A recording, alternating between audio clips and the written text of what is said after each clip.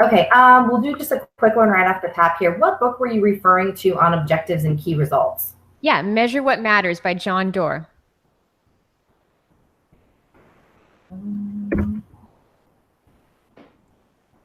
Okay, I got kind of a long one here, so you might want to take a couple notes on it. Yes.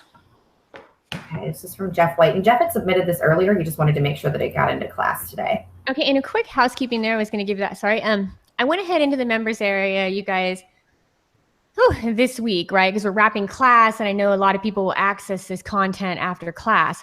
So there's 3 housekeeping things that I wanted to bring up. First, first, I went ahead into the members area and I reorganized all of the content, and I've sent it over to Andy Olson inside of Amazing to kind of restructure it how much he can in terms of putting together like the modules so they're together by class so that these modules are named correctly. I went ahead and provided that naming structure, these like optimization modules that you guys requested in Act 1 and 2 that we're doing in Act 3. I went ahead and just kind of grouped everything together. There was a few guides that we've posted that weren't accessible, and he's going to repost those. So the members area will be a little bit, more structured and organized, renaming files, making sure that the Q&A, for all you guys that are listening, the Q&As that we do here are crazy, as we know. They're like 3-hour sessions some weeks. So these Q&A sessions, every single one has a PDF that outlines, it's a table of contents that outlines all the questions with the actual minute mark where they're asked. So I personally would not be able to sit through 3 hours of Q&A with anybody, especially because our questions in this class are all over the place because everybody is implementing different things in their campaigns. Some people are really scaling, and some people are really starting, and some people are, they're doing all sorts of stuff. So our Q&A is all over the place. So be sure that you're always accessing the PDF that goes with the Q&A session. And I've requested Andy put those together because you don't want to have to listen to a 3-hour Q&A. Every Q&A we've done has a transcript that goes with it that gives you a list of the questions with the minute mark so that you can look for the questions that apply to your problem and not listen to everyone's questions. So that's going to be the kind of the details that we do there.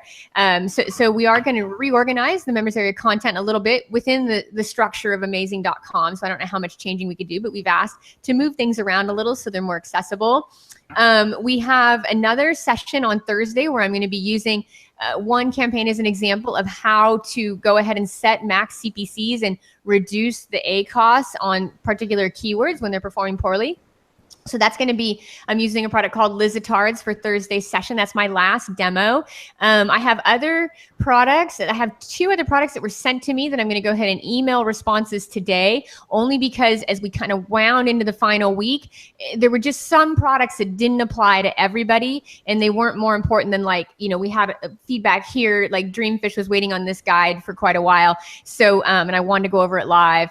We have students that were waiting on these process maps. So I had to kind of really condense a lot of requested information into the last 4 weeks of class. So we're going to have one more demo, which will be Lizitards. I'm going to show a few product examples in that class in addition to Lizitards, but nothing real deep. And that's going to be your class on how to do the bulk download and how to do this max CPC, max bid demo. So that's going to be what's coming up on Thursday. It'll be our last session. And then we'll have a monthly Q&A on Tuesday that will go on after this. So in November, like first week in November, we'll have a Q&A. And then of course, first week of December, we're going to have another Q&A. So we have 2 more monthly Q&As that will go in after this class closes out. And then we'll also have one more bonus session on product research that I'll be launching in November, but I don't have a date for it yet because we have to make sure that everything in this whole class is like reorganized, restructured, final guides are up and delivered. So we want to make sure that's done before I dive in to any last remaining live content, which I'll do one more class in November, which will be your product research bonus. And that is exactly the wrap up for the class. That's all the assets, everything will be reorganized in the members area, and it's all in there now. There's a few guides that are pending that'll come out this week and next, but your process maps are done. Both of those are posted in live. So that's kind of a housekeeping. We've made it through all of everything there. And yes, I would agree, Robert, the resources needed reorganizing. It's Amazing's house, so I'm not really used to how to kind of navigate their system as much, but I did get in there and really hunkered down and got an Excel sheet and reorganized and renamed all the files. So I don't know when that will be live, but it will definitely be live before Thursday's class. I'm almost sure, because we've already sent it over to Amazing to do. Right. I'm just asking a question here to Amazing. We've got somebody asking how long they'll have access to the members area. Melissa will follow up on that one. Liz, I don't know. That's again, like some of that stuff I'm not very familiar with. I'm not sure, so I'm going to go ahead and ask so we can make sure that we address that while you're asking. Okay. All right. So now I'm ready. Okay. First question here, a little bit long. This is from Jeff, and he had submitted it before, just to make sure that it got on today's class. And it says, okay, it says, good morning. I know you only want questions about upcoming classes, but I have a quick question that I need some help with. So it's a strategy question. About half my. No, it's open. It says about half my sales. Sorry. Oh, great. That's what I kind of assumed too. About half my sales are coming from PPC top of search, and I'm ranked number 2 for almost all of my desired keywords. Okay, hold on one PPC. sec. So, wait. Okay, so top of search. Rank 2. He's ranked 2 for almost all the desired keywords. Nice. Okay. Yes. PPC is making up about half of my daily sales, and I'm struggling with the idea that if I wasn't running keywords, that I would be making more money because of less advertising. I think you cut out there. I don't know why. You cut out for me. I don't know if it was anybody else, but go ahead and read that again because you cut out for me. Okay, so you got the number 2 desired keyword. So he says, PPC is making up about half of my daily sales, and I'm struggling that if I wasn't running PPC for those keywords, that I would be making more money because I'd be spending less on advertising. You're cutting out. Can we get feedback from the crowd? I don't know why you're cutting out. We may have to restart the classroom or something. Does anybody else having Melissa cut out? I'm watching the admin.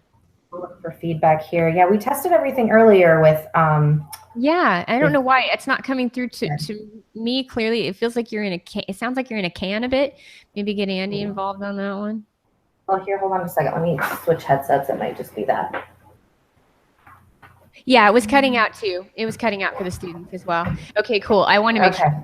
But I couldn't figure out how my Mac speakers would be doing weird stuff. They've gone mute on me before, but I don't think they could marble stuff. Yeah, they say it's only you, Melissa, so it's not the cutting out. Okay. I know. How's it sound now? Okay. Yeah, how's it sound now? Really good. Thank you. Better? Better. Mm-hmm. Okay, good. Then we're going to throw away that headset. I had to be like, adios, Vimeo. Adios, blah, blah, blah. Like, geez, it was so much. I was so mad that stuff didn't work.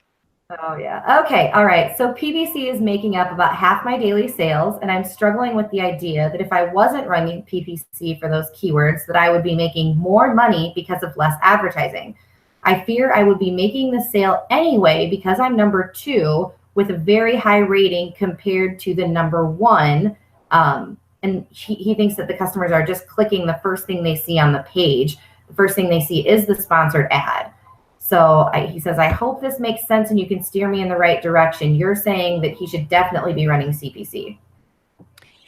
Okay, yes. I mean, it's a tricky thing because we have to do this all the time at the agency. It is a hard decision to make. So I definitely sympathize with you.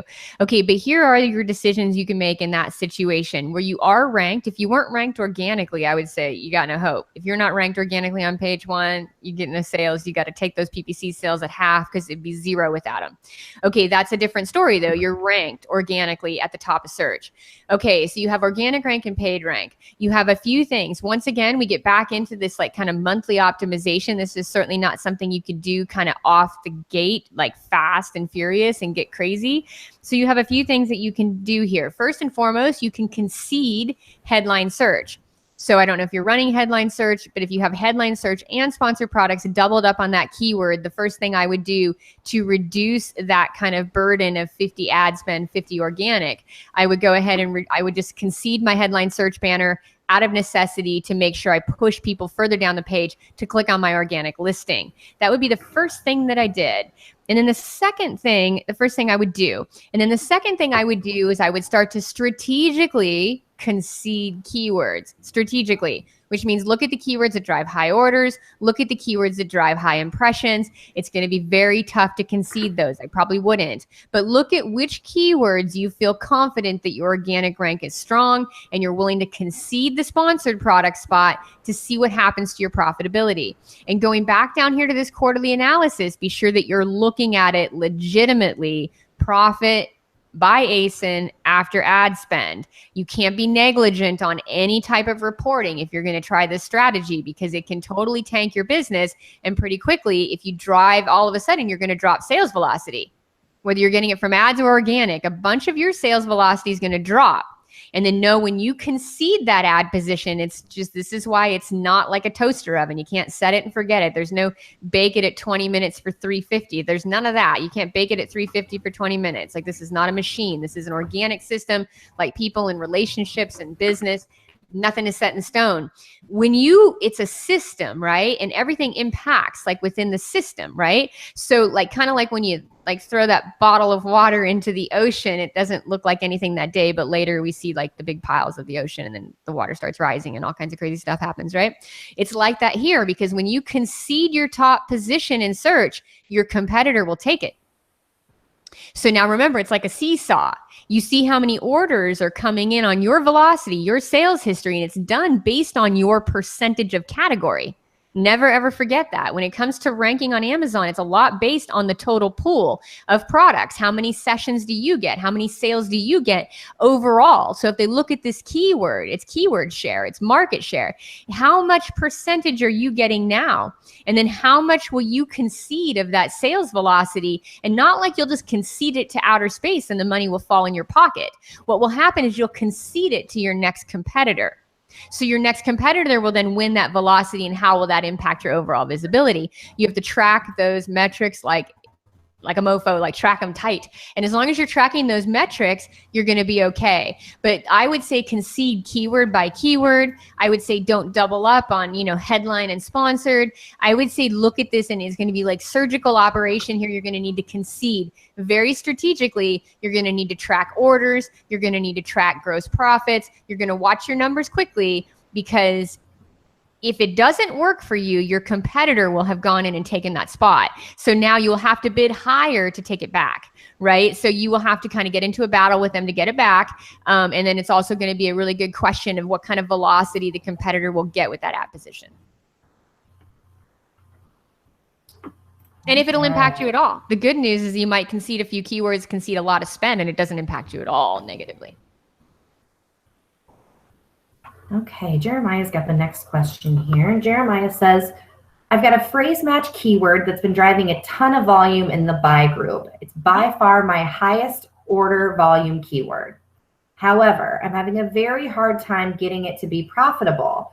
I've been lowering my bid every 3 days or so by about 25 to 50 cents each time, because my target CPC is $1.35. But my current CPC is $2.73. So I guess. No, wait. Melissa, you're cutting out. Oh, not again. Hold on, okay. Let's see here. This is silliness. I think I know what the problem is. Let me get through this question, then I'll fix it. Okay, yeah, because then you can answer it and I can work in the background. So it says, my target CPC is $1.35, but my current CPC is $2.73. So I guess there's still plenty of room to continue lowering the bid to hit the target. But after running it a month, it's still not profitable, and ACoS is around 100%. I know ordinarily we should just pause it, but I'm reluctant to give up on it yet because it drives so much volume. What do you suggest? If you're at 100%, it's really hard to optimize. We covered that in our kind of campaign structure breakdown, right? And it's I put a threshold in this process map of 50%. And legitimately, if you're 10 to 15 points over your target ACoS, I'll reiterate again. So if you have a 25% target, you're coming in at 30, you're coming in at 35, you could probably get that down pretty easily. Even 40 would be pushing it, but you could get it down. But once you're over 10 to 15 points of your target ACoS goal, bidding alone is not going to fix it, because you have that problem like we talk about for ad rank and cost per click calculations at the algorithm level. Your calculations are done based on performance and your competitors' bids.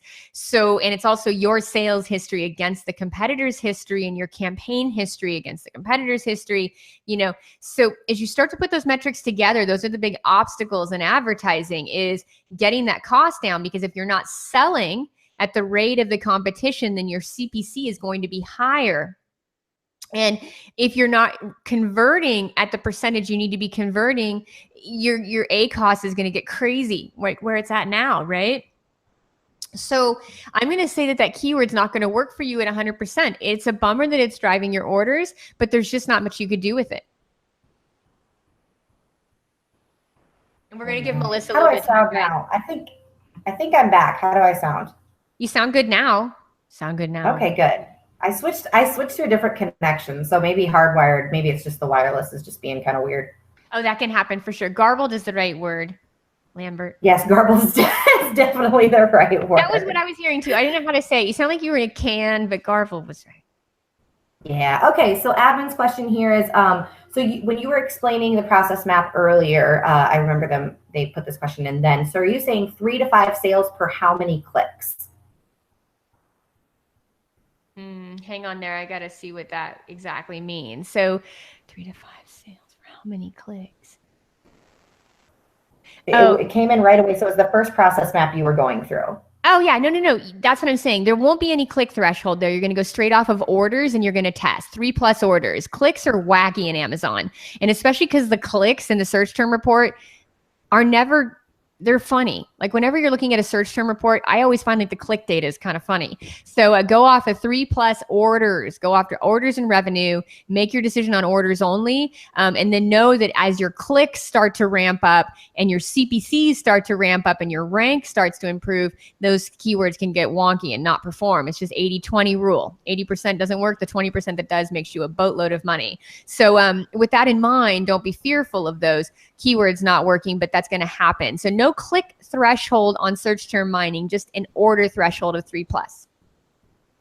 And relevance, of course, always in your head. When you have a good structured, I could pop over here. When you have a really well-structured campaign like this, it's not going to be confusing. But at the same time, it is also super important that we're really clear on, targeted keywords from the beginning, right? So if you have this structure in your mining search terms, you shouldn't have any issue with relevance. But even with this, you can still find some irrelevant stuff coming in.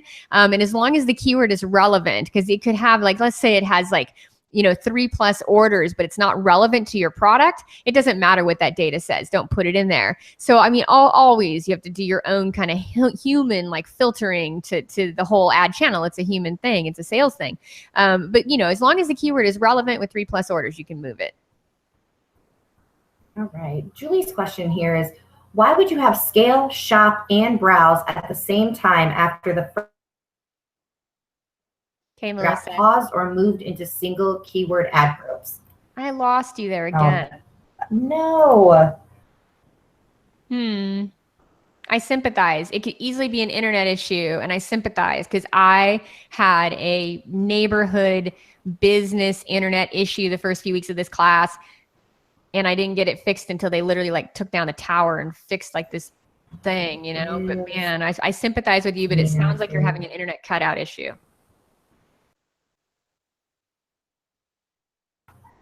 Okay, can you hear me now? I can. Okay. Julie says, why would you have scale, shop, and browse at the same time after the first STR, since shop and browse either got paused or moved into single keyword ad groups? Well, shop and browse. First of all, you're always mining new keywords. We talked about that in the keyword research process, right? Your browse and shop are built off of new keywords. And you saw in each of my demos that I continually not only mine new search terms, but go back to as I learn more about the product and how it's shopped and what the search terms look like and what these killer kind of seed keywords and modifiers are. I go back in and I look for more keywords.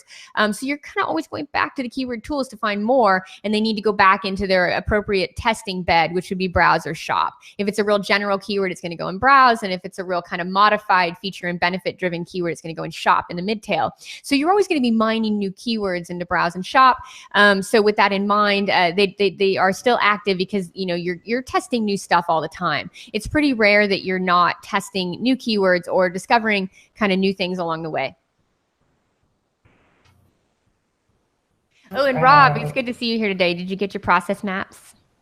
I think Rob and Dreamfish were the ones that really requested those. I hope Dreamfish is here today. He's been waiting on the edge. I hope so too. I know, he's so quiet. If he's not here, I'm going to just be so mad. He's not here for the last class with his process maps. Yes. Okay, so Clayton's asking, are you suggesting we don't run an auto campaign until phase 3? Yes, I'm suggesting, and that's going to be another one that we can clarify right here on that. We can definitely so clarify on that, right? So, okay, in phase 3, I suggest a lot of the feedback we have coming into this, oh, for sure, yes. Okay, a lot of feedback coming into this session, coming into this 12-week series has been people are on a budget and they're testing new stuff. So because you are testing a new product and you don't know how it's going to perform, you can put auto in at a low bid from the beginning, but not if it's going to make you reduce your bid on manual. So I'm cool with auto. Like if you're my client and you're going to sit down with me and we're doing our strategy for the quarter and you say to me, okay, I want to be running auto. And as long as you're going to add that auto budget in addition to search, I'm cool with that. But I'm in no way cool with launching a new product, building sales history, building velocity, and building that keyword relevance with you running a dinky auto campaign that's going to eat up a ton of our budget for remnant traffic. It's going to do great on the product pages, but until I secure top of search, all that product page placement is wasted because I have no top of search rank. So top of search and keyword-based search is so important, right? It's what drives your organic rank. It's what drives your history. It's what puts all of these things together to make this thing work within the flywheel. So yes, auto is a secondary strategy to all of that. Now, if you say you're starting out in phase 1 and you're like, I have plenty of budget, girl, I can spend all the money in the world, right? So if you are coming to me and you have plenty of budget, then I would say, yeah, go ahead and tack on a low bid auto campaign with phase 1. But do not allow it to be like, okay, I've got 2 campaigns running. I'm going to put 50 on search and 50 on auto. So you'll put like 500 on search. If you've got another 250 to put on auto, go ahead and do that. But if you're on a tight budget, you're testing a new product, the win with Amazon is search history and the win with Amazon is keyword history. So we don't win that with auto, right? It's not a very effective mining strategy compared to putting in modified keywords that describe the features and benefits of your product. It definitely doesn't build the kind of history that you're going to get out of top of search with conversions, right? 80% of sales come top of search. So if we start to put our money on auto and not into manual, then we really don't learn enough as quickly as we need. We don't secure enough top of search real estate and we start to dilute our budget. And so yes, if you have budget for both, totally test it because it will just either take off or not. It's one of those magic little things. But if you're on a limited budget, like a lot of people have specified starting these 12 weeks, if you're on a limited budget, no, auto does not come in until you've already secured top of search. All right, Rob's got a question here. Rob says, when pulling search term reports, if we have a seasoned ad account, how far back would you go in merging the search term reports to analyze? I would go back as far as you can. Any data is great data. And if it's proven sales data, I would really go back. Just keep in mind that the one metric is you kind of like, from being in Google too, because Amazon's growing so rapidly right now, we're kind of in the early game and we're really at like the peak of like the kind of the growth in the ad channel.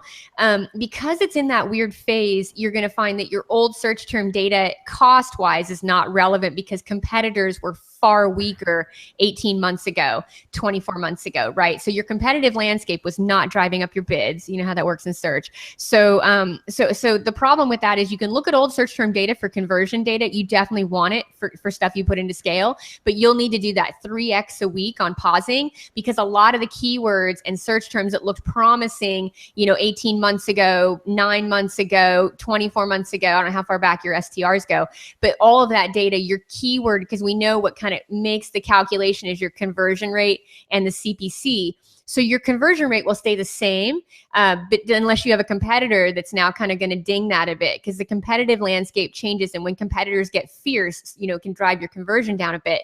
So because the competitive landscape can change a bit, but mostly your conversion should stay somewhat the same on the product page to the keywords, but your CPCs will definitely be higher today. So know that if it comes in at your target ACoS will be the question, but I would go back as far as possible.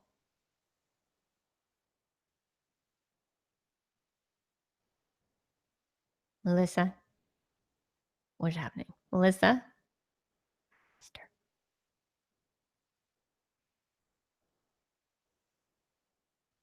Yeah. I think I've lost Melissa for a minute, guys. And Sally Carr, I can put some templates in there. Definitely campaign outline template I can do. We had a lot of people really confused with my first competitive analysis template, so I'm super scared of sheets. But I could definitely I think a campaign outline is useful. So I can put that as a template for sure. But I'm not sure about keywords and competitors, because those came straight out of the keyword tool. Melissa, are you with me? Yeah, I'm back. I just got disconnected and it brought me back in. So here I am. Might be that internet messing with you today. I'm sorry. I think it's just something in the area. Yeah, I'm not sure what it is because I've tried hardwiring it. I've tried the wireless. It's just something in the area. Yeah, so. I think everybody on the call agreed it's a bandwidth issue. I had it really bad and it was no fun. It happened at the worst time ever. I felt like the biggest idiot in the first few classes. It's not a good feeling. No, it's not. Honest, it's terrible, right? Not a good feeling. Yeah, I sympathize. But we don't control the internet, right? We control very little. Right. I think that we've kind of gone over this topic, but admin is saying, please. Nope. For those of us. I wonder if we should try the bridge and dialing in. That's what I'm thinking. Either should I dial in there quick? Yeah, I think I can just pop the bridge on from here and I can dial in too. Okay, guys, pause for a minute here because I'm going to go ahead and go back to our audio bridge. And if it drops you, I'm going to cry real tears. But at least we can get a good hour on the audio bridge, and that way make sure that we can hear you. So everybody hold on one sec while we get... everyone's saying they love the templates. You guys did not want to see the customer service questions on those templates. People that didn't get them were just mad. They were just furious. Like, they just be like, what is this? Like, so mad. I was like, oh my gosh, take that thing down. Never put it up there again. People are so mad. But yeah, if you can make the template work, okay, I will put those back up. I think, Robert, people are, and David and Julie and Smile, thank you guys for that feedback, but I think people are scared of sheets. You guys would not understand. People have an aversion to Excel. They either love it like I do, or they really hate it. And there was some people that really didn't like it. So anyway, I will go ahead and post a few templates though. Yeah, exactly. They just can't be. And I can't, yeah, that's the problem. They're not self-explanatory. So I think that's going to be the thing. Okay, so I'll think that through. Well, I'm going to go ahead and dial into the bridge with Melissa. So give me one pause, guys.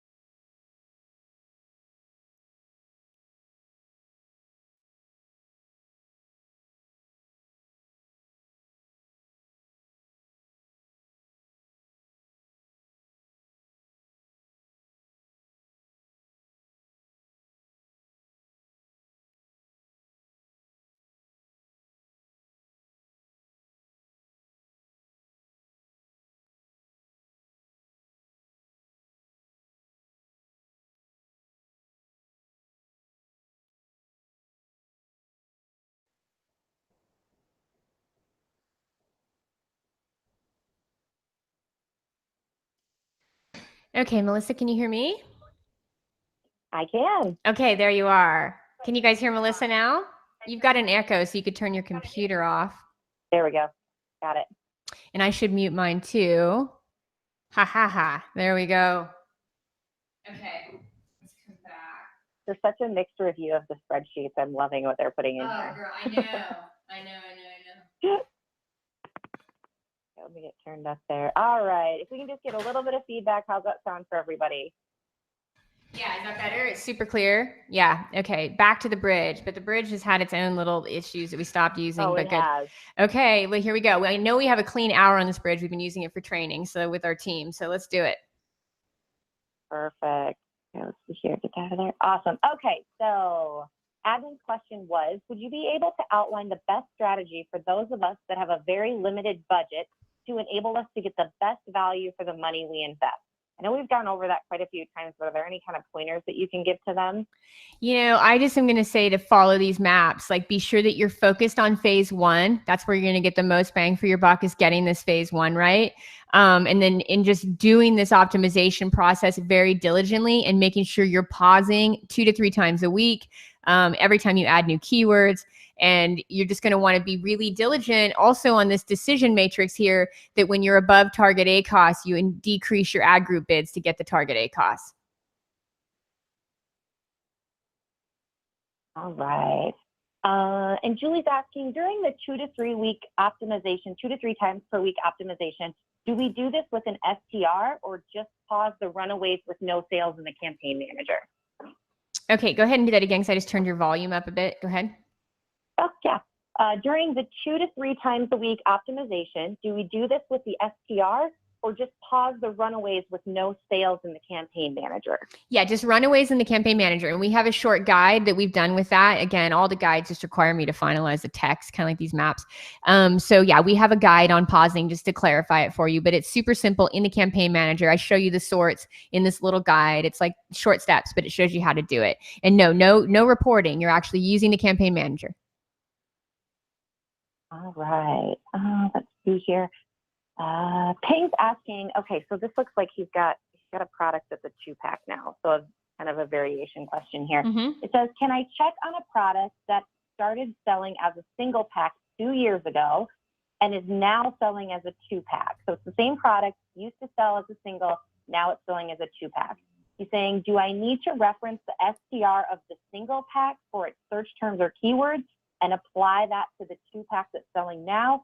Or are those keywords even still relevant because they're 1 or 2 years old? Well, if you have sales data on the search term report, they're still relevant. If they've been, but going back to the theory that they've been built off of really good keywords in the initial cycle, right? To get this thing going right, your existing campaigns have to be right with your search term report, and your keyword research has to be done correctly. And then your phase one that you've been using to mine the search terms has to be done correctly. So depending on how your old campaign structure was, I mean, if you're relying just on auto keywords, they may not be as relevant. But if you are doing, like, if you had good targeted high volume descriptive keywords that defined your product, they should be super relevant today. Just know that your ACoS metrics are not at all relevant. Something on a single pack 2 years ago won't have the same metrics on a double pack now, because the double pack is a bigger commitment. And also you're at a completely different cost factor in the cost per click game. All right. This one's not relevant. I'm going to skip that one. Okay, Thanos got a question here. It says, in the other attribute subject matter, would you add body sunscreen or just sunscreen? So the category is, so see below, but it goes into sunscreens and tanning products to sunscreens to facial sunscreens. Would you add body sunscreen or just leave it at sunscreen? Well, I would definitely, in other attributes, if it's a body or a face, I would define that, because I think they're very different. I think ladies are especially, I think they make decisions based on a face product versus a body. I mean, so I know I do. So I think that with that in mind, you would define either face or body. But in your kind of subject matter, you can also, in those other, in the other attributes section, you could definitely list sunscreen as a high level, like, subject matter. high level kind of part of it. But when it gets down to an attribute, like another attribute, I would be listing things like body and face because I think they're significant in terms of purchasing. Right. Okay. Steckler's got a question here. It says, how do you know your phrase and broad match bids are high enough? With exact, you know when it's first in search, but how do you know for the others?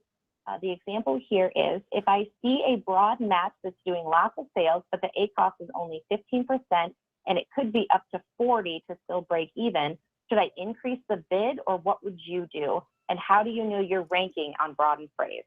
Well, you don't worry so much which variation you're ranking on. Just go ahead and make sure you're ranking on one of them and you've accomplished your goal. And then if everything's at target ACOS and you're ranking, then you're ranking.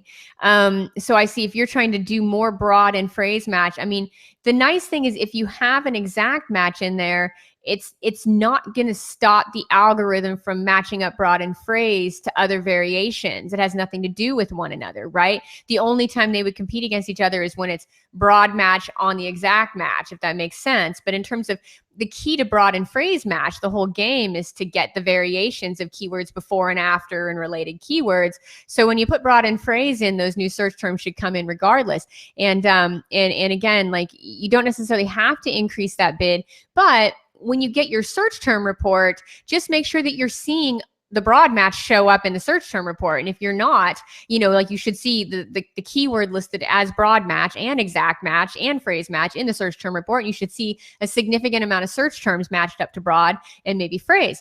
So with that, if you're not seeing that broad matched up, then you know that you're getting too much exact traffic and you probably do need to boost that bid a bit in broad to make sure that you're getting the action that you need. But as long as the product itself is ranked at the top of search, and as long as you're seeing broad match search terms coming off that keyword, right? The keyword with broad match and then search terms, as long as you're seeing that happen in the STR, then you know you're ranked or you're getting the visibility that you need. Okay. Okay, Robert's saying, I have a lot of topics whose broader terms come up as book results. Do you have any way to run ads on terms that Amazon categorizes as books? I can't directly bid on books or terms that are books unless it's a Kindle version. Do you have any ideas? I don't, but that's a really good question though. Okay, next one here is question from past material, negative keywords. Why is single word best? Shouldn't these be long tail phrases so they are specific to what we want to block? Okay, so when a keyword doesn't convert for you, it's normally coming in with a modifier that makes it not work. So for example, I mean, it's very rare that the whole phrase is not working for you. So let's go into an example of like, let's go back to the tabletop epoxy, right? Or let's go back to the bubble wands, to other examples we've done in class. So you have tabletop epoxy. So tabletop epoxy is working on all tabletop searches, but it's not working on wood searches, right? Like wood epoxy. So I don't need to put a negative on epoxy, and I don't need to put a negative on any of those words. I'm just simply saying to the algorithm, don't show this product wherever the query includes the word wood. I'm actually being more diligent with a phrase match, because if you put just an exact match, you're saying don't show it on wood epoxy formula 2X, but then any other wood word is going to come in there. We know wood is not relevant, or we know that glue is not relevant. We know tile is not relevant. These single words are what mess up the epoxy search. So when you put a single phrase match in, you tell the algorithm, don't show my ads on any phrase, any keyword containing this phrase. Don't show it on stuff related to glue, to wood, to tile. You don't really need to put your full phrase in there because you're not concerned with epoxy resin. Epoxy resin isn't harming you at all. It's those single modified searches, 90%, 95% of the time. It's a single modifier that's messing up the search, especially on Amazon. So for example, if you're doing fantastic and you have a white towel, but you don't have a pink one, I guarantee the pink one is what causes you havoc, and white is fantastic. But you don't have any trouble with towel searches. You don't want to filter those at all. You don't want to filter filter impressions. You don't want to throw the algorithm off on the scent trail. You just want to say, hey, I don't have a pink one of these. So then you put negative phrase match pink. So any keyword that comes through the query, any query that comes through the search engine with it includes the single word pink, you no longer show for. So you actually get more coverage with a phrase match, but then you don't filter out your important words like epoxy resin that are going to now filter your impressions overall in the market. You're not going to show up on these pages that you want to show up on that are very broad in the category. Another example would be like the bubble one that we did. She has these big, large, oversized bubbles. So of course, people searching for big and large and bubbles, but bubbles is not problematic for me. I want anyone looking for bubbles. Now dish bubbles is, so a negative on dish, right? Tiny bubbles is, I got big bubbles, so negative on tiny. But the bubble and the wand are not words I want to filter in any capacity with my negatives, especially on a shopping engine where 80% of this traffic and visibility is on these product pages that are so kind of all over the place in the category. So you definitely find more better results using the phrase single. You can use full, long tail, exact match, broad, exact match phrases for negatives. People do it all the time. It's a very classic Google strategy. I'm not opposed to it, but I don't like to filter my traffic. And because Amazon is so display driven, I'm very unlikely to do that.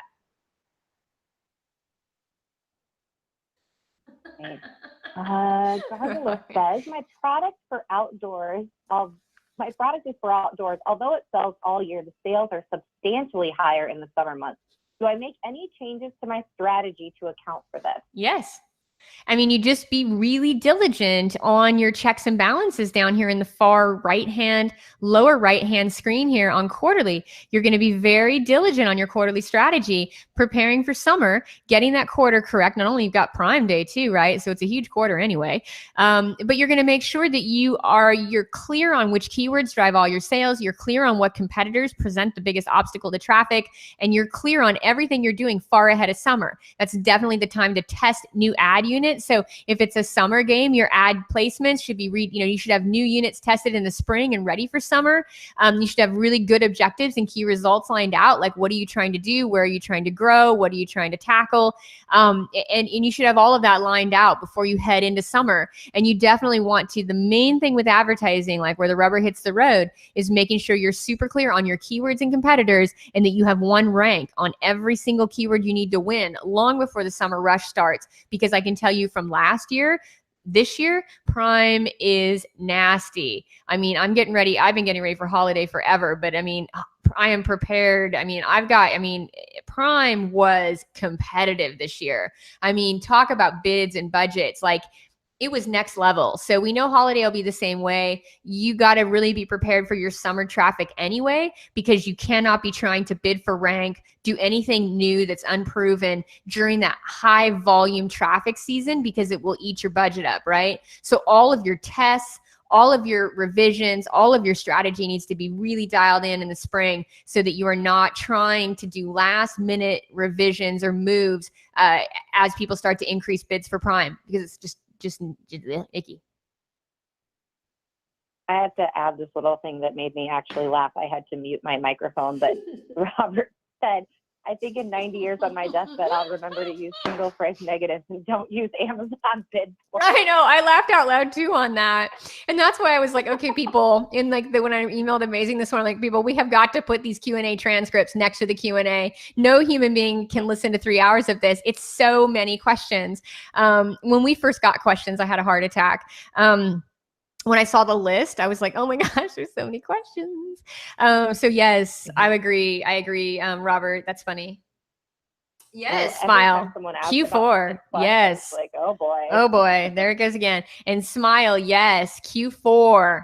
That's what I'm saying. Be ready. Get everything done right now. You've been in this class. You guys should be far ahead of the game. We've been working so hard on this stuff for 3 months solid. But do not falter this month, these last 2 weeks. If you haven't got stuff done, get it done. Make sure it's done. Do not be trying to fumble around with your bids and your rank, which is all the action. How much you rank and how much you win real estate is going to determine your sales this year. So don't be messing with those bids and rank coming into November. It's going to get nasty. Chris has a question here. It says, for your weekly adjustments, what time period are you working off of? Is it current date minus 5 days, and then going to 30 days Yes. and 90 days, or are you always doing both? I'm doing 30 days. I'm doing most of my decisions on 30 days. I would only go 90 days if the keyword had a threshold for a lot of orders or was very, very close to my ACOS. Normally, it's just a 30-day sort. And you don't need to worry about the weekly sort because you're going to be in such an awesome place because you always have your monthly catch-all. So this is where you don't have to worry. Like your weekly and monthly optimization cycles, they help each other along the way. So if you pause a keyword that actually converted, you're going to catch it in your monthly. And if you have a keyword that's running a bit wild, that's a hard decision, you're going to catch it in the STR. And then if you take something like in the STR and you add it back in, like I think someone last week was saying they have keywords that perform and then don't perform and then perform. But I guess that happens, you know? And if that's happening, it won't happen at scale. I'll tell you that. It either performs or it doesn't. But if the keyword is a small keyword that's kind of giving you fits, you're going to catch it in your weekly pausing. So it's pretty tricky. Both these things are good in the sense that they're kind of checks and balances across each other. Right. And then just going off of that, what about pruning search terms during the weekly maintenance? What if a search term is toxic with 10 clicks or more, but no sales? It's right there. You pause. Yep. All right. Christine's got a two-part question here. It's a little bit long. So let's go with the first part here. It says, let's assume we're on day one of a new scale group in phase 2. So day one, new scale group in phase 2. How many days on average pass before you move the higher volume keywords into a single keyword ad group? And what do you consider to be higher volume? Is it 5+ sales or 10+ sales? That's question one. Okay, let's So go I'll let through you that. answer one first. First and foremost, you do a 30-day search term mining. We do ours at the beginning of the month. So we wait, so it's going to be, we're going to do an October search term mining based on 60 days worth of data that we'll pull on, like say October 5th, right? So we're going to do every month a 30-day mining. That's just going to happen like clockwork. It's on your schedule. You do it every month, pick the date, pick the time and do it, right? So with that, that's when you're going to make single keyword decisions, right? You're going to make them on your monthly optimization. If you see here in this chart, luckily I put this in here for monthly, you're going to segment your high volume keywords into singles on your monthly STR mining, which is right here on the left-hand side of this chart in the swim lane for monthly. So no worries there. So you're going to go ahead and do this high volume keywords and you're going to do it monthly in the STR. Now, every month you'll be doing, kind of new mining, and you may or may not have new singles because a lot of the times on Amazon, the same singles drive all the sales, and that's fine because you've ranked them and you kind of won the position. Now, here's where it's interesting when you say how many is high volume. Well, high volume is dependent on your product and your category. There is no high volume place. I have products that do, keywords that are doing, 800 units a month. And you guys have seen it in some of my reports. And then I have keywords that are doing 200 units a month. It depends on when you're looking at your data. Melissa, you with me? Yeah, I'm here. Okay, good. I heard a pop and I thought, boy, did that bridge drop her. Okay, so nope, I'm right here. Okay, good. So when you're doing this, it has to do with where your 80% is. So you go into your report, your search term report, and those keywords that are driving, like we looked at it, the keywords, not the search terms, the main keywords in the keyword column, the ones that are showing up row after row after row after row. In fact, you could sort that table of orders by keywords, highest to lowest, to see which keywords are the winners there, right? Which keywords are showing up over and over again, driving you new search terms and driving a high amount of orders, right? So they're there, and then looking at your overall orders. So say, in that search term report, you've got a total of 250 orders. Which keywords drove 180? Which keyword drove, and it really will be that skewed. Which keyword drove, 150? Which keyword drove 130 out of 250? Now, if you're in a different category, it's just the 80% of 250 total orders, 80%. So if you're in a different product and you're selling 1,000 orders on your search term report, which keyword drove 700 orders? Which keyword drove 850 orders, right? So you're kind of looking at the orders to see percentages. Which of these keywords drove the highest volume of orders in relationship to your total orders? Because your total orders is going to be determined by multiple factors. How is your category? How is your product? How many searches happen? It's next level in some of these big categories, how many searches happen, and then conversions, right? So how much is going on? What is your budget like? If you have a lower budget, you're going to have lower order volume. There's no saying 10 plus orders because you may have a budget that doesn't accommodate 10 plus orders.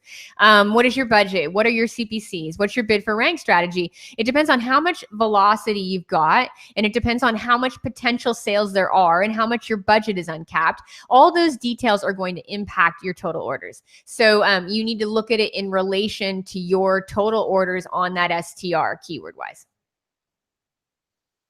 Okay, and the second part of that question is, when doing your weekly task of pausing keywords and you come across a high volume keyword with a majority of the sales but a very high ACoS, are you suggesting that we wait until we get the monthly STR to review before we pause it, even though the ACoS is crazy high? Or do we just reduce the bid and wait until we get the STR?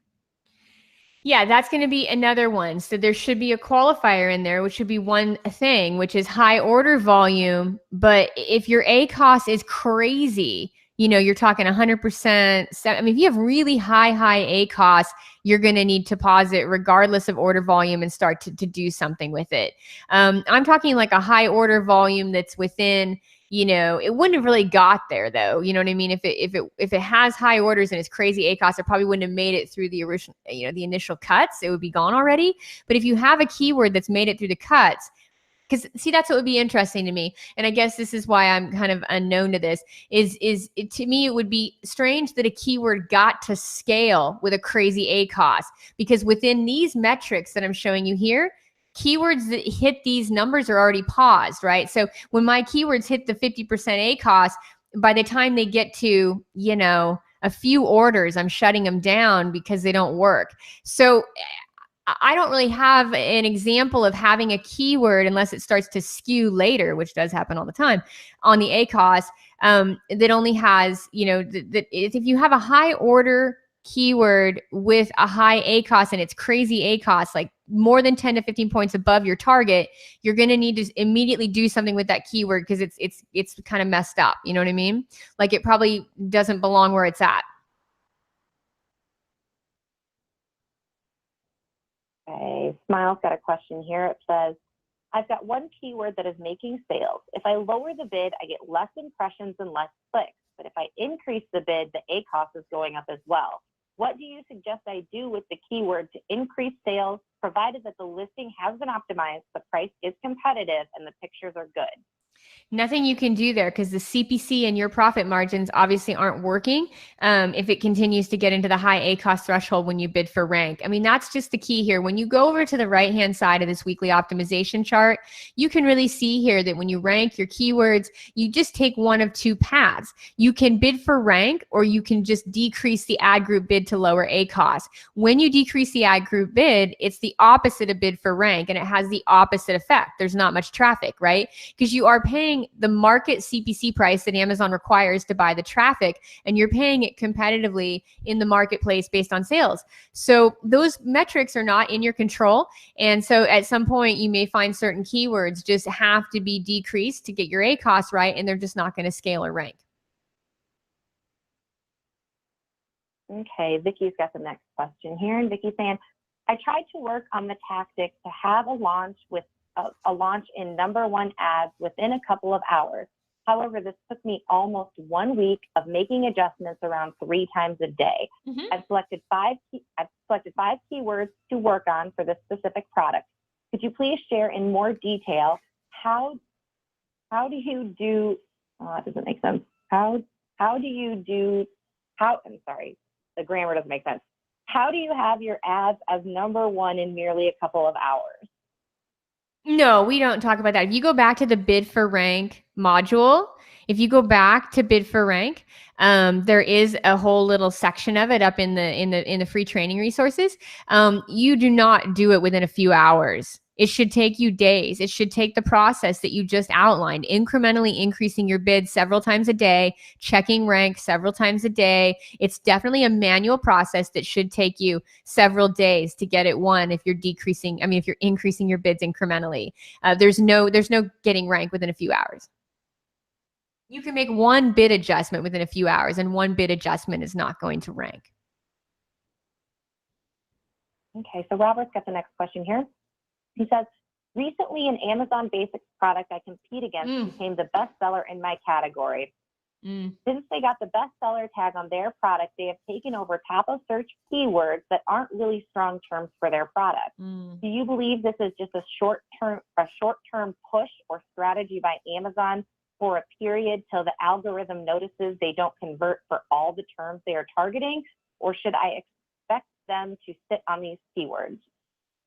Well, if it's Amazon Basics, they will sit on the keywords a little bit because I compete with them too for my clients. And yeah, I compete with Amazon Basics a lot. And so yeah, they may sit on those. Did you have those positions before Amazon took them? Interesting. Yeah, I would not let Amazon Basics hold those positions very long. Yeah, it sounds like they have. He says they've taken over top of search. It sounds like he was in top of search and they've taken it over. How did they take it from you? I mean, you should be just go ahead and increase your bid slightly and kind of fight for those spots. Don't let Amazon Basics take them. See if Robert 18 gives me any feedback here as the page update. He says, yes, I owned them. They bid up on both. You might bid up just a hair if you think you're performing better than them. You'll need to perform better than them, right? I mean, your bid high, but your CPC obviously worked or you wouldn't have been there. Just increasing your bid incrementally till you take them back may not be a bad move. I wouldn't let them sit there too long. They probably won't concede before you do, although they might. But they might not. They have a lot of keywords they manage. So their search team is not going to be as diligent as you are watching spots. So it's highly likely they'll stay on those keywords. But you should be able to bid and move them out of the way. I would do it before holiday, that's for sure. I wouldn't let that situation run. I mean, not with Amazon Basics, at least. I wouldn't let that run in much beyond the 1st of November. You could give it another week if you want, but beyond the 1st of November, you're going to need to up those bids and get those spots back. Julie's got a question here. Julie says, a shop group keyword set at phrase was doing well for the first 2 weeks. And now in week 3, the ACoS is 124%. Do I have a conversion problem? So sadly, it's only one of 2 keywords that are performing for me. And she wanted to add here that this is a really straightforward product that doesn't have the nuances of jeans or coffee. What should I do? Yeah, on that one, you just need to pull an STR report right away and see if there's any negatives that you're missing, if that traffic is coming from a different place, I definitely think that could be a situation where you just want to see if there's something that's gone amiss in the way that phrase is mining, right? Like the phrase is matching to certain phrases and maybe there's a negative in there. But if that's not the case, then definitely it's maybe a competitor has dropped their price. You know what I mean? Like I know for sure that the reviews have a huge impact. If you're dealing with like a 4-star review and a competitor has a higher review and they start to put their ads next to yours, that can be damaging. I would just kind of look at the whole landscape competitively and look at the STR to see if there's any new negatives.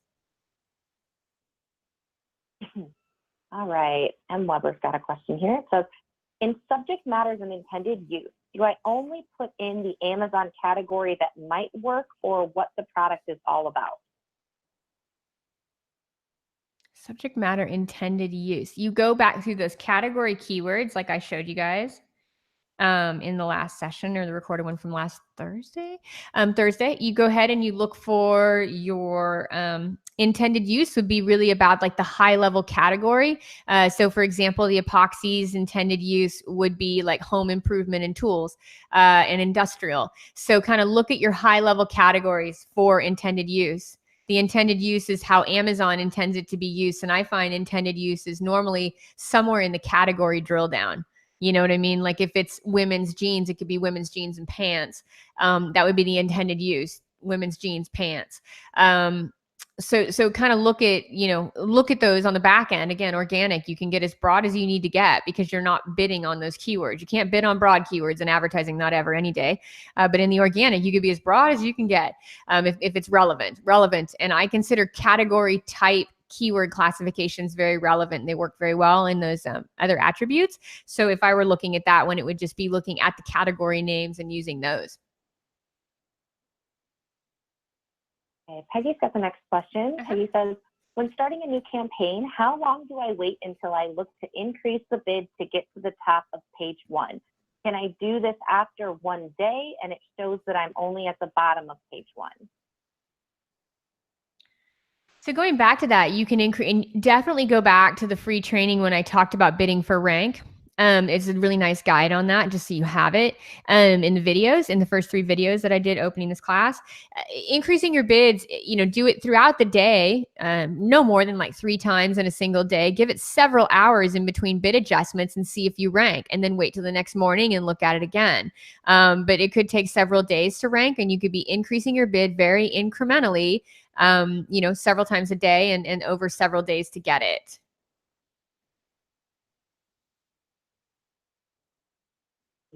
If you need to reduce the bids to reduce ACOS, don't you lose the ability to bid for rank? Yes, that's why it's an either or. So when you get to this over to the right-hand side of the weekly swim lane below your target ACOS, you have to be above it to get bid for rank. And if it's, you got to be below the target ACOS to go yes and bid for rank. And then if it is not working, the answer is a resounding no. You got to decrease.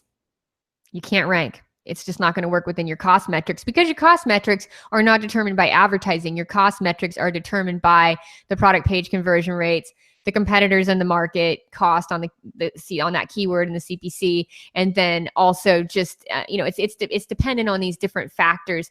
So sometimes, and then your profit margins. So ACOS is a metric that is not strictly advertising. It has a lot to do with profit margins, conversions, and cost per click.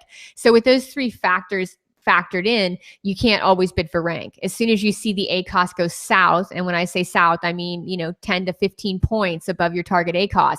As soon as it goes south, you got to start reducing the bids. Right. Next question here is, so when you say check and bid for rank, you actually mean to increase the bid on the exact match only? That's the question. So do you actually mean to increase the bid on exact match only, and then just set phrase and broad bids in the vicinity of the bid that ranks your exact match on top of search? Sure. Yeah. You start off in the vicinity until you rank, right? Go a little bit over Amazon's suggested bid on a new keyword.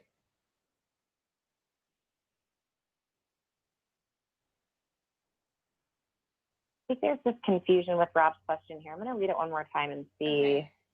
Maybe you can clarify, or we can clarify this confusion. The question was, what about pruning search terms during the weekly maintenance? What if a search term is toxic with 10 clicks or more and no sales? 3, you had said to pause, but he's referring to search terms, not keywords. I don't do any search term analysis weekly. I only work in the campaign manager, so I have no access to my search terms. I only have access to search terms monthly when I have real data and significant 30-day, 60-day data to get it done. So search terms are not in the campaign manager. Keywords are in the campaign manager, so you get to see kind of what that keyword is doing overall in terms of what it mines. But the majority of your new keywords have come off your search term report, though. So that's where you may be getting the mix up, is your search term report will give you all these new keywords that you're loading into the campaigns. New search terms become new keywords. So yeah, I'm looking at keywords only in the campaign manager weekly. I don't do any report analysis weekly. There's not enough data. It's not conclusive. You want to optimize your ad campaigns by quarter. You want to optimize them over a 90-day view. That's the ideal view. You can look at 30 days. You can look at 90 days. You can look at lifetime. But 1 week's worth of data is certainly not conclusive in advertising. It can't give you any kind of trend line. So I do nothing with reporting weekly. I do all my reporting once a month, deep dive, like I'm showing you here. So just in the campaign manager, keywords only weekly. And you can kind of see the difference in the process map that I'm showing you here, because this like search term report, this shape in the process map is indicative of a document. So you can see that I'm only working from a document in the monthly analysis, the files, the search term report, and the bulk download, and I'm doing everything else manually. Okay, Office is struggling to figure out what the seed keyword he should start with is. So the example is men's leather gloves, cashmere lined versus thin fillet lined. They also sell the same version for women. So is the seed or the seed keyword that they start with, do they start with gloves? Do they start with men's gloves, leather cashmere gloves? How basic or how specific should they start with for that seed keyword? Well, gloves is way too broad. You know, gloves, you're getting into Scaryville. Like what you got winter gloves, you've got, you know, you've got grilling gloves, you've got hand gloves, you've got, you know, gloves upon gloves upon gloves. So gloves is far too broad. Never going to work. It's not an advertising keyword. That is an organic keyword at best. So it's definitely not a paid search keyword. So gloves is gone off the table. Now, on terms of your seeds, your women's gloves, you need to go search for women's gloves on Amazon and see what the popular products are. Right? Like, what do the women's gloves look like that are ranking organically? What style are they? Do they look like yours? And it's a win. Then you have men's gloves. So, you know, women's gloves are going to go to your women's gloves image, your best-selling women's gloves image. And men's gloves are going to go to your best-selling men's gloves image. So they're not the same and they don't go together because they're not the same product and they're not the same keywords. Like what a man wants is not what a woman wants. They have different size hands, just for starters. So men and women are separate products.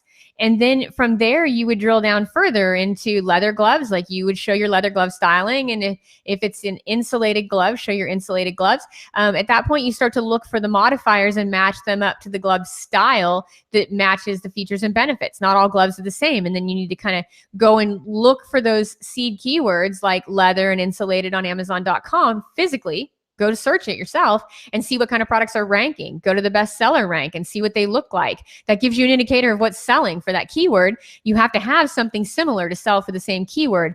That's how you really know if you're relevant, as Amazon is the algorithm of choice for e-commerce relevance. So they'll show you the gloves that the shopper likes for that keyword, and that's going to give you a good indication if your gloves match.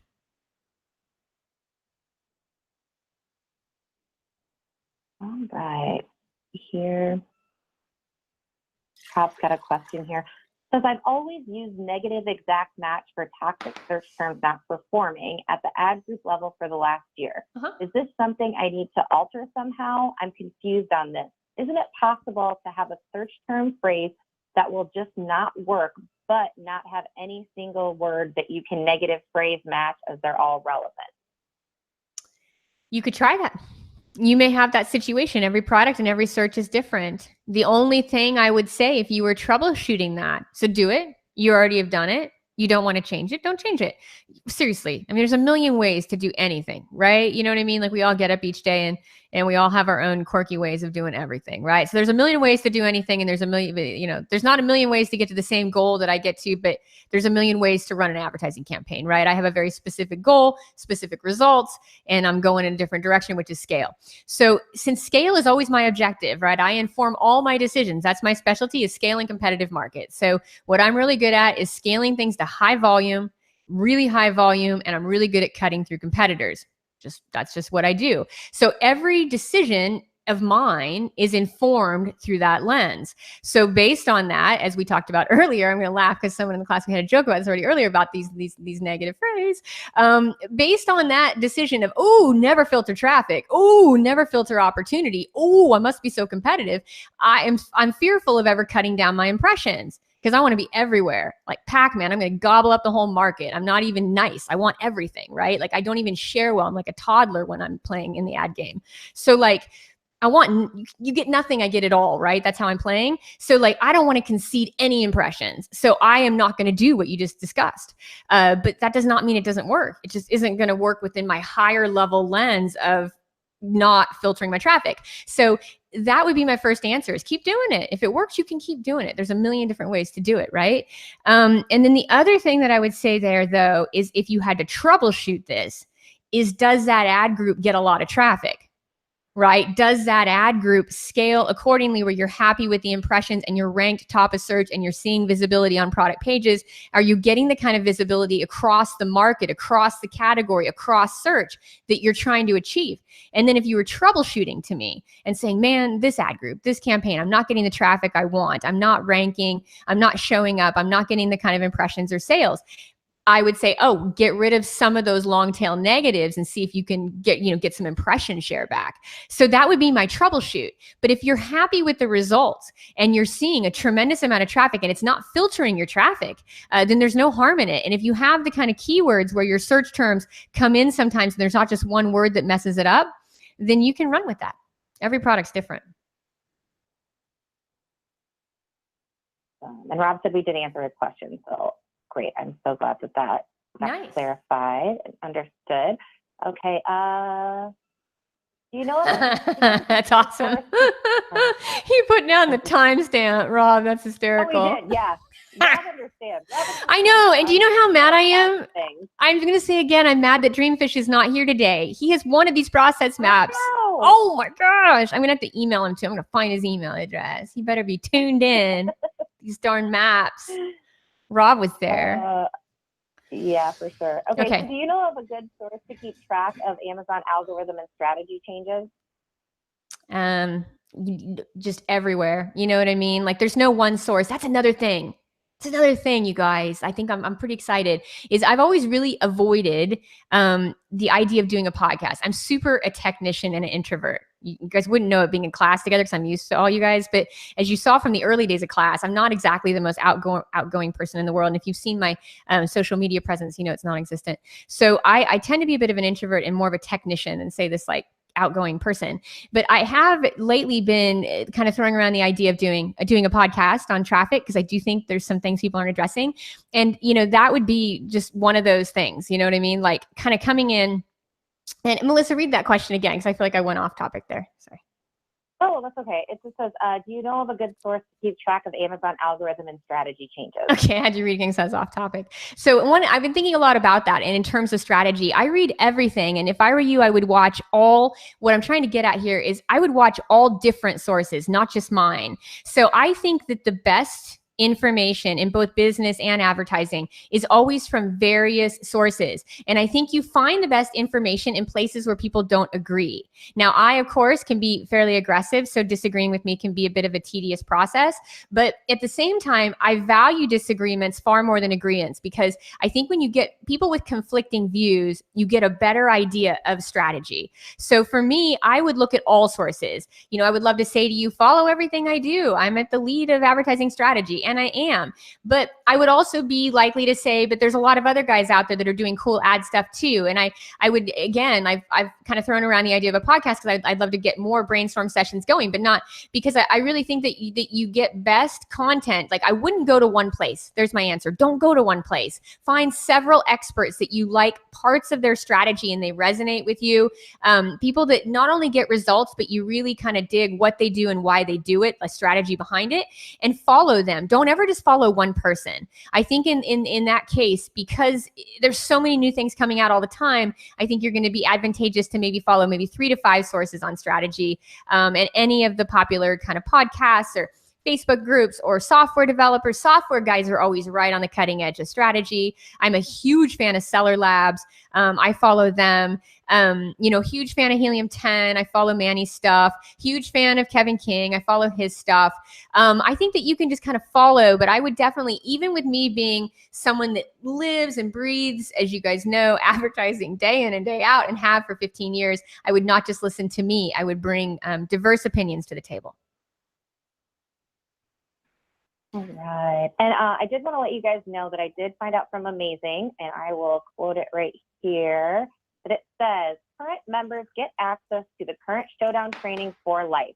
So it should be indefinitely. You guys should have access to this members area forever. You shouldn't have any issues with losing access to it. And that came straight from Amazing. So I wanted to let you guys know that someone had asked. So you get access to this training for life. And if you guys want to listen to Cherie and I talk for 3 hours, have at it. Yeah, absolutely. You certainly can. Certainly can. I know. I'm excited though. I feel like this was live. So it's almost like I had to kind of put this in context with one of my friends lately. Is like, oh my gosh, it's like You know, it's like your first rough draft and it had to go live. Like, you know, I do this stuff every day. I've taught it to a small mastermind, but you know, it's Amazon and it's super advanced. And it was like, oh my gosh, like as I went back through this, I was like, geez, it's like having your rough draft live in the universe, you know? But I really appreciate you guys being on this with me, because we have nailed it over the week after week after week. We've gotten more and more honed in on the strategies that you guys can really implement them. Awesome. So one question right here is, how many shop keywords would you rank in the beginning when launching a campaign? As many modifiers really define the features and benefits of your product, and I wouldn't use anything that does not. So the keyword should really define what is unique about your product, and it should define the features and benefits. And if it doesn't, then I wouldn't add it. But if it does, I would. And then I would just filter, picking a few kind of high volume variations of the same words, and not worry as much about word order, and worry more about the volume of the most popular phrase, and be very focused on the modifier. What is that keyword that makes that search special or more likely to work for your product? All right. And the next one here, Christine, it says, I'm a bit confused on how to bid for rank in Browse and Shop. It seems that you have to bid at the keyword level to see which bid will get you to the top placement versus bidding at the ad group level. Then you don't really know what bid got you to top of search. I just don't think I understand how to bid at the ad group level to get to top of search in Browse and Shop. Okay, so the one thing I'm thinking here is, in terms of Browse and Shop, is, okay, the first thing I have to define on this when you ask this question is Browse and Shop. So when you're looking at Browse and Shop, I think the main thing that you want to be focused on is the fact that your bid is not, and go back to your bid for rank, the first PDF that I gave out in the video series for the showdown. Go back to that PDF. It's so well done in terms of explaining this. But your bid is not your CPC. Your bid is not your CPC. So when you uncap the bid, which means all the bids in the group are open, then you get to see what the actual CPC is in the first positions for those keywords on the search term report, right? So initially you're guessing, like I see what you mean, you're going to go keyword by keyword and increase keyword level bids till that keyword ranks. That's one way to do it. But at the end of the day, if you do an ad group, which means all the keywords collectively have one high bid, you're going to get the right CPC to rank anyway. So you could go keyword by keyword, but that's a lot of adjusting. Instead, you could set one high bid, kind of, you know, a little bit above what the suggested bid is in the high range. And then you could go ahead and increase that bid incrementally till you see these big keywords ranking. Your ad is in the position 1. And then when you get there, then you can start to look at the actual CPCs and then start to manage the ones that don't. Ooh. Melissa, you there? Oh, I'm here. Did you hear that cutout? I moved it. Sorry. Wow, it got crazy. You got to crazy today. Okay, Yeah. so when you start to adjust, you know, your CPC is going to come in, and some of those keywords will have a higher CPC, and they do need keyword level bids to be managed. But I think you can find out faster across more keywords by kind of uncapping the bid and seeing what that CPC comes in, because the bid isn't going to determine your cost, especially if you're trying to rank. It will determine your cost if you're trying to lower your rank. But if you're trying to rank in the number 1 position, it's going to be more about your sales velocity and your CPC kind of multiplied within the competitive landscape than it is just the bid itself. So it's your performance that determines the cost, not the bid, right? Bidding does determine cost if you're willing to move around on the page. But if you're trying to not move around on the page and just get those top spots, your bid is going to have less of an impact than sales performance on the cost. So in that line of thinking, you can always kind of set a high bid and then let the CPC kind of wash out at the end. All right, let's see here. Can I check that the keywords with high ACoS, like above 100%, is it better to pause totally and not try to reduce the bid even though it has sales? So he's got keywords with a high ACoS above 100%, pause them totally or try to reduce the bid even though it has sales. You could just move them into buy, and then you could reduce the bid. I mean, that's going to be the best that you can do. At 100%, you're going to need to be aggressive with the bid. It's very unlikely you'll get traffic at 100% ACoS and make it profitable with as much decreasing as you're going to have to do, but definitely get them over to buy and decrease the keyword level bid. Okay. Do you have, or can you suggest any keyword mining tools that you use beyond Merchant Words, WordTree, Viral Launch, and Helium 10? No, and the data is so comparable across all. Amazon is very closed chest with their data.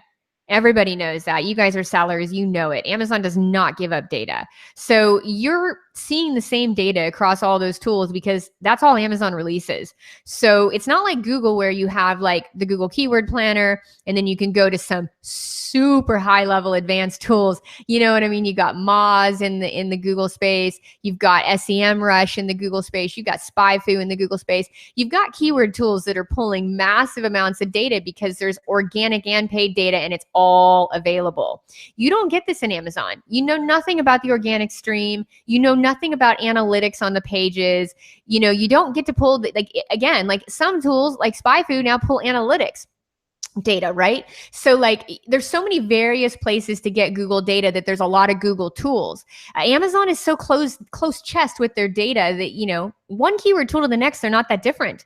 I mean, even when you're using like a Helium 10 magnet tool, it's not dramatically different than like a Jungle Scout tool, except I think it's better because there's more tools in the suite that do more things I like to do. So if I'm looking at the data across WordTree and Viral Launch and Helium 10, I don't find that data to be dramatically different. I think it's because the data source and the data mining with Amazon is so limited that multiple keyword tools are just going to be getting a lot of the same data. Okay. Do you have any kind of test for hiring a new PPC manager for Amazon? How can I make sure that this person I interview is actually the best match for this job?